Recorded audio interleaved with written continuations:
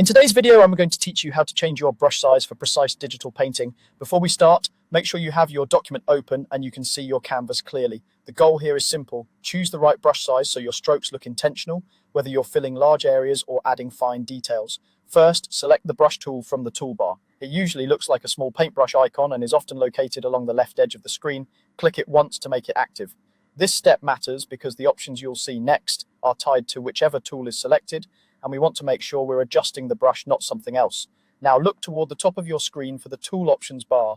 This strip updates whenever you switch tools and gives you quick access to key settings. When the brush tool is active, you should see controls for how your brush behaves. That's where we'll make our adjustments. Find the size setting. Depending on your software, it may be labeled size or diameter, and the value is usually in pixels. Think of this number as the width of your stroke from edge to edge. A larger number covers more area quickly, great for blocking in shapes or soft shading. A smaller number lets you draw crisp lines and tiny details without overwhelming the canvas.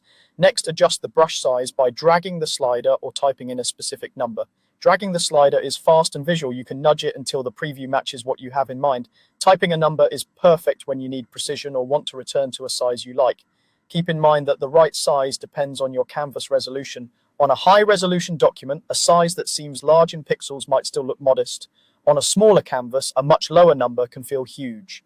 Now test your stroke on the canvas and tweak until it feels right. Make a few simple marks like lines or curves and pay attention to how they look at the zoom level you plan to work in. If the line feels too chunky or too thin, go back to the size setting and adjust. Repeat this quick test and tweak loop until your brush responds the way you expect. If you're using a pressure-sensitive stylus, remember that your pressure can also influence stroke thickness, so choose a size that complements your natural drawing pressure. That's it. Select, check your options, find size, adjust, and test. With practice, this becomes second nature and keeps your workflow smooth and your strokes